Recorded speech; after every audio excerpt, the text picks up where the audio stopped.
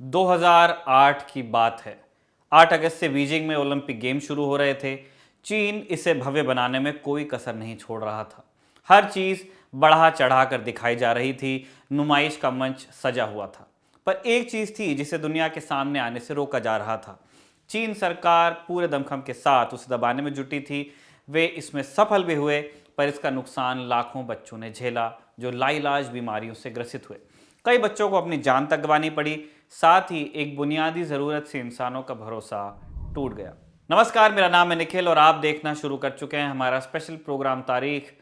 आज की तारीख का वास्ता है एक स्कैंडल की कहानी से। एक मशहूर कहावत है, दूध का जला छाछ भी फूक फूक कर पीता है। पर दूध अगर जहर हो तो इंसान के पास सारी गुंजाइशें खत्म हो जाती हैं।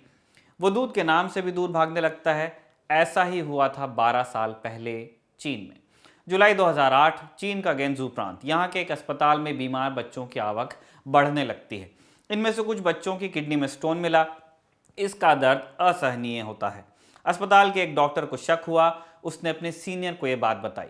यहां से शुरू हुई बात आगे चलते चलते नेशनल हेल्थ ब्यूरो तक पहुंची। जांच शुरू हुई। पता चला कि इन सभी बच्चों ने एक खास कंपनी के मिल्क पाउडर से बना दूध पिया था। इस पाउडर को लैब में टेस्ट किया गया और फिर जो नतीजे आए उसने डॉक्टर्स के साथ साथ सरकार के भी होश उड़ा दिए। इन मिल्क पाउडर्स में मेलामाइन नाम का केमिकल मिलाया जा रहा था। इसका इस्तेमाल प्लास्टिक, कंक्रीट और फर्टिलाइजर बनाने में होता है। यह केमिकल शरीर के लिए बेहद खतरनाक होता है। चीन सरकार को सच का पता चल चुका था, लेकिन उन्होंने इसे दबा कर रखा। उन्होंने ओलंपिक गेम्स खत्म होने का इंतजार किया ताकि पूरी दुनिया के सामने उनकी किरकिरी ना हो जाए।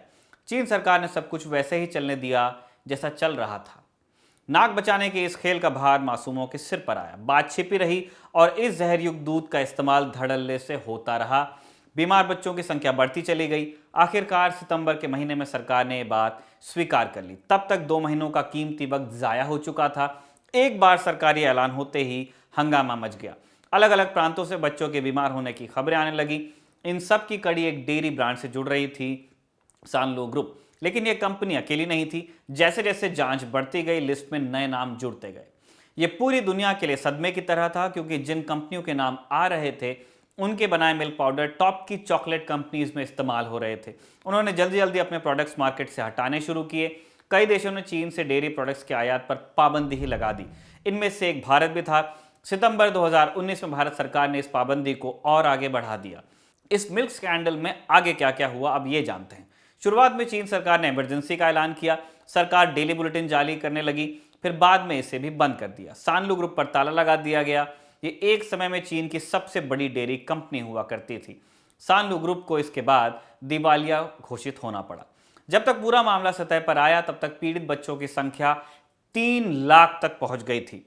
कुल 6 बच्चों की मौत भी हो गई। ऐसे बच्चों की संख्या हजारों में थी जिन्हें उम्र भर के लिए खतरनाक बीमारियों के साथ जीना था। 29 दिसंबर 2008 को इस मामले में ट्रायल शुरू हुए। अलग अलग प्रांतों में ट्रायल्स चले। बहुत जल्द फैसला भी आया और 2 दोषियों को मौत की सजा हुई। 2 को आजीवन और 2 को 15-15 साल की कैद। बाकियों को उनके पद से बर्खास्त किया गया। लेकिन क्या इससे पूरा न्याय हो गया? बिल्कुल नहीं, और शायद कभी हो भी ना पाए।